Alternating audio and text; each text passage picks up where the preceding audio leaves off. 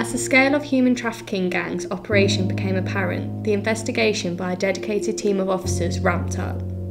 One key tactic was the use of covert surveillance teams to track the suspects and their victims to better establish how their operation worked.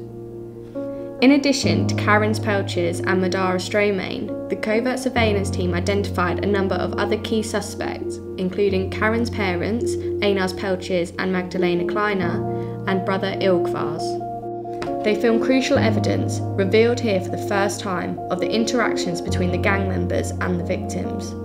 And with full knowledge of the awful conditions inside those houses, Superintendent Rick Alton knew it couldn't go on any longer. Every day there could potentially be another victim. You know, when is the best time to actually look at it and do that intervention? There was some, myself and Carl, the deputy, when you start to look at it, we had difference of opinion of when it is best to enforce around there. But my stance in relation to it, when you looked at what we want to achieve, the first bit that we wanted to do is around safeguarding and recovery of victims. So we could have let that job run on and start to look for more evidence against other victims. But actually, were we actually achieving what we wanted to achieve by safeguarding? Because the victim pool had moved so much from, right in the early days to 3 or 4, to potentially over 30 odd victims.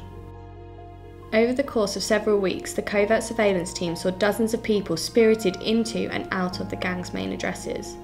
In one clip, Karen's is filmed escorting a victim who had just landed at East Midlands Airport into one of the houses. In another, Ainars and Magdalena are captured paying another man his wages. The team later discovered that those wages were just 70 pence. They are so open-hearted, they are so vulnerable, and they become very easy target for perpetrators, for recruiters, who can easily manipulate with them, psychologically, usually, because trafficking in human beings and recruitment for this criminal phenomenon in Latvia is like non-violent. It's more about psychological manipulation of people, giving them false promises, false opportunities for work, employment.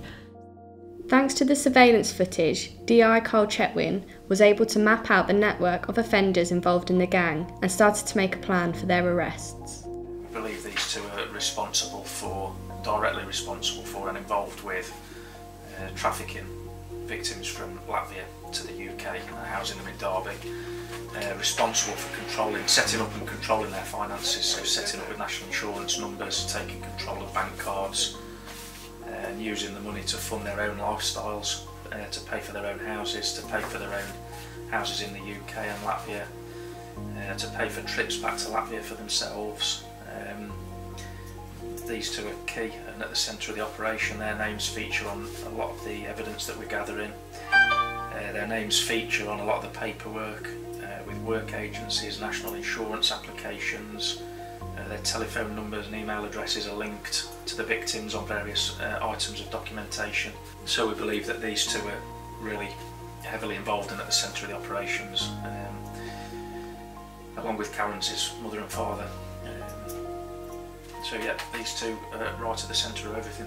There was lots of deliberation about when we should actually enforce and when was the right time, and this was a conversation that went on for a little while, but what was important that we found was that we needed to enforce sooner rather than later, really to safeguard those victims who have continued to be exploited.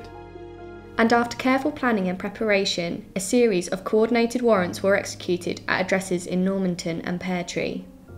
In the dead of night, a team of police officers, staff and interpreters entered the properties they had been closely monitoring for weeks.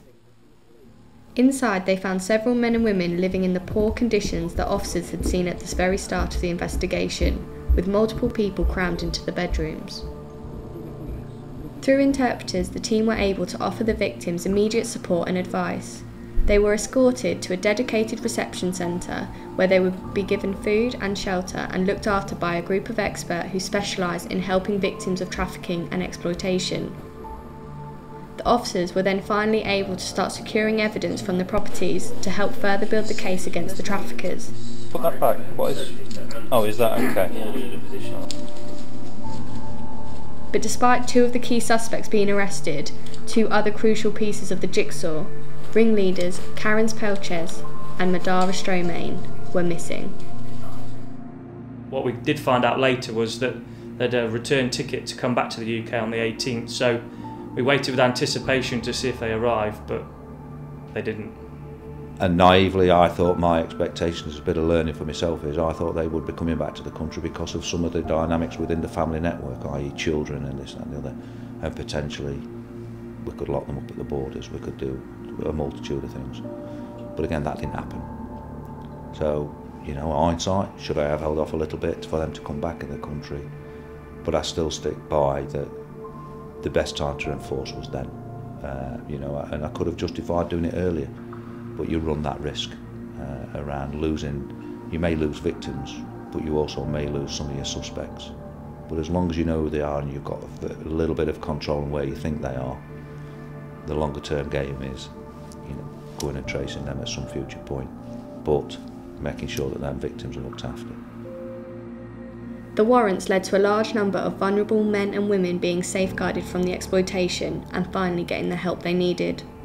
And with Ainars Pelcis and Magdalena Kleina in custody, the first dominoes of the organised crime group had fallen.